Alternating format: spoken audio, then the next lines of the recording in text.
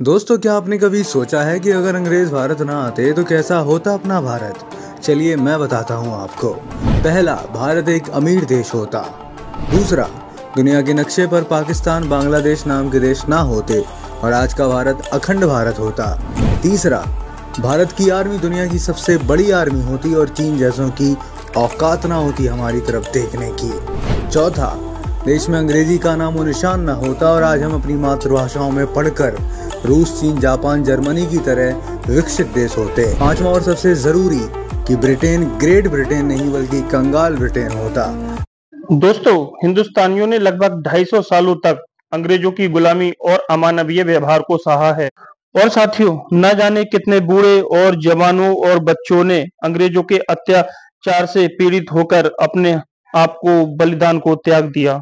तब जाकर कहीं हम आजादी की सांस ले रहे हैं और देश के 75 साल पूरे होने पर कहीं जाकर हमने आजादी का अमृत महोत्सव मनाया। दोस्तों, अंग्रेज हमेशा से भारत में नहीं थे। वह काफी मीलों का सफर तय करके भारत आए थे और उस समय भारत में मुगलों का राज था। अगर मुगल नहीं चाहते तो उस समय अंग्रेज भारत में नहीं टिक पाते, क्योंकि दोस्तों एक और भारत में मुस्लिम शासकों का राज्य था जो कि मुगल शासक कहलाते थे, और दूसरी तरफ भारत पर मर मिटने वाले अपने देश के लिए मराठा शासकों का राज था, जो कि बहुत ही ज्यादा अपने देश पर जान न्यौछावर करने के लिए तैयार रहते थे। तो दोस्तों, खास करके सवाल यह आता है कि जो सोने की चिड़िया कहे जाने वाला भारत था, उस भारत को अंग्रेजों ने किस तरीके से गुलाम बनाया। आज इसी विषय पर हम चर्चा करने वाले हैं, क्योंकि भारत एक सोने की चिड़िया कहा जाने वाला देश था, क्योंकि यहाँ पर बहुत ही ज्यादा नील की खेती होती थी और बहुत ही ज्यादा संपन्न देश और अंग्रेज या कहा जाने वाला देश कहलाता था भारत।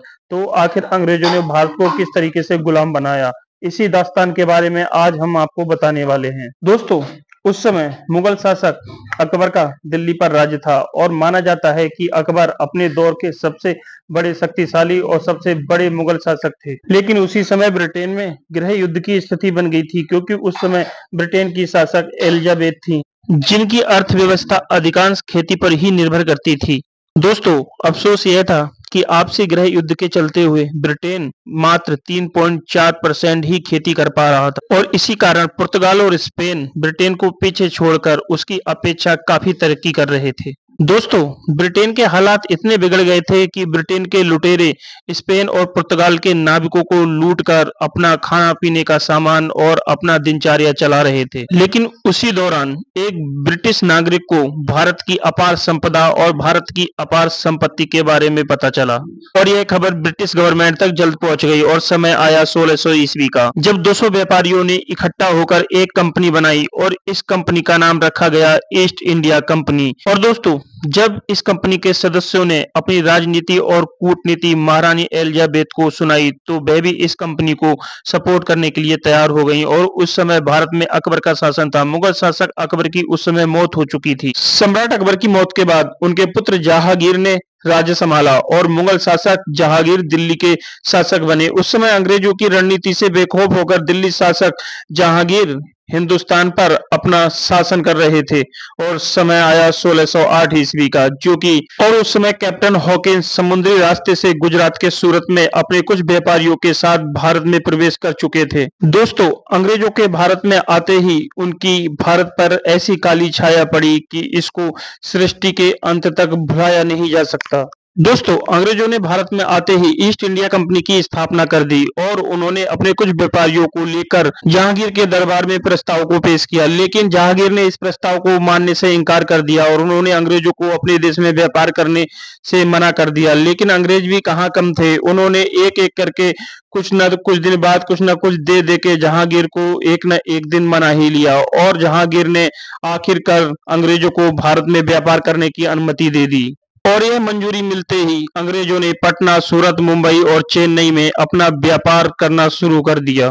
दोस्तों, शुरुआत में तो ईस्ट इंडिया कंपनी ने भारत के नागरिकों को बहुत अच्छा रोजगार दिया और अच्छी सैलरी दी, जिससे भारत के नागरिक ईस्ट इंडिया कंपनी से बहुत ही ज्यादा प्रभावित हुए और उसमें कार्य करने लगे। दोस्तों, शुरुआत से ही ईस्ट इंडिया कंपनी का व्यापार भारत में इतनी जोरों शोरों से चलने लगा कि अंग्रेजों के मन में लालच भर गया और वह भारत में ही अपनी सत्ता जमाना स्टार्ट करने का सोचने लगे। दोस्तों, इसी लालच के चलते हुए ब्रिटिश सेना ने मुगलों के खिलाफ जंग छेड़ दी और मुगलों के साथ हुए भीषण युद्ध में ब्रिटिश नागरिकों को मुगलों ने बुरी तरीके से हराया और ब्रिटिश नागरिकों को मुगलों से मुक्की खानी पड़ी।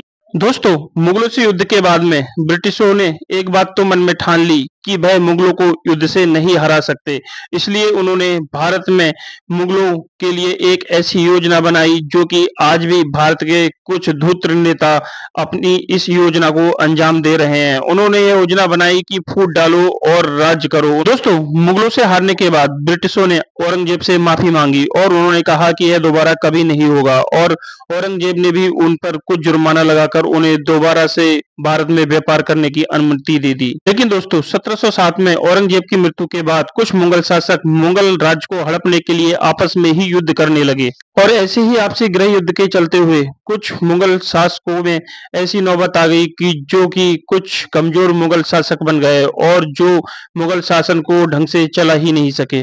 दोस्तों, मुगल शासक रोज नए नियम बनाते और उन्हें रोज तोड़ देते। इसी के चलते 1717 ईस्वी में मुगल शासकों ने अंग्रेजों के खिलाफ एक फरमान जारी किया। इस फरमान के जरिए अंग्रेजों को बिना किसी कर और लगान के छोटी सी रकम देकर मुगल शासकों को उन्हें भारत में व्यापार करने की अनुमति मिल गई। और दोस्तों, इसी दौरान पर्सिया के राजा ने मौका देखकर भारत पर आक्रमण बोल दिया और ऐसे में मुगल शासक अपनी सत्ता के नशे में इस तरह सोए हुए थे कि उन्हें इस आक्रमण का पता ही नहीं चला और पर्शियन आर्मी दिल्ली तक पहुंच गई और दिल्ली की गद्दी लगभग मुगलों के हाथ से छूट ही चुकी थी। स्थिति को बिगड़ते देखते हुए उस समय मुगल बादशाहों ने 2 करोड़ रुपए और कुछ बेशकीमती हीरे और तोहफे देकर दिल्ली की राजगद्दी को बचाया। इतनी बड़ी भारत में लूट के बाद मुगल शासक कमजोर पड़ गए और उनको अंग्रेजों की रणनीति और राजनीति समझ में आने लगी, लेकिन वह समय था कि वह उनके हाथ से निकलते जा रहा था। इसी दौरान अंग्रेजों ने भारत पर अपना परचम लहराने के लिए बंगाल के नवाब सिराजुद्दौला के तट पर हटाने की साजिश रची और उन्होंने बंगाल की ही जनता में हिंदू और मुस्लिमों के आपस में रूल एंड डिवाइड की नीति लगाकर उन्हें आपस में लड़वा दिया। प्लासी के युद्ध में नवाब सिराजुद्दौला को हराने के बाद अंग्रेजों ने नवाब सिराजुद्दौला के सेनापति को अपने साथ मिला लिया और उसे बंगाल का नवाब बना दिया। समय धीरे धीरे बीतते गया और अंग्रेजों का व्यापार और अंग्रेजों की ताकत भारत में दिन प्रतिदिन बढ़ती गई। सन 1764 ईस्वी में बक्सर के युद्ध में अंग्रेजों ने कई मुगल बादशाहों और शासकों को हरा दिया।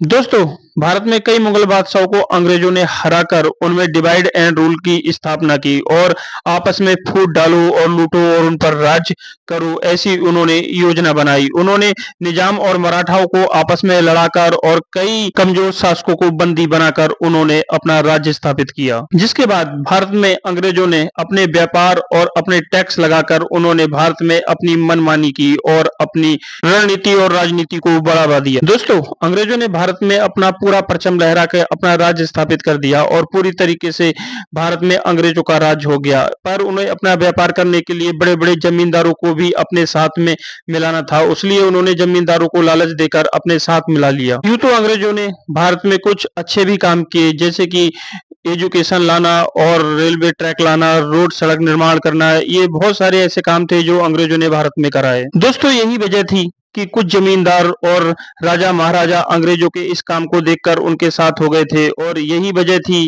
कि उन्होंने भारत को लूटकर और उस पर अपना आधिपत्य स्थापित किया और अपना राज्य स्थापित किया।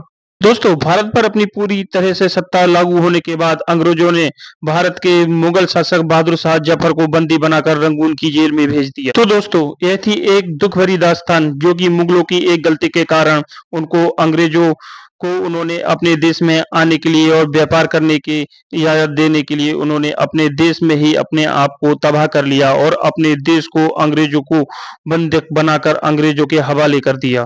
तो दोस्तों, आपको हमारी यह वीडियो कैसी लगी? अगर वीडियो अच्छी लगी हो तो वीडियो को लाइक और चैनल को सब्सक्राइब जरूर करें। कमेंट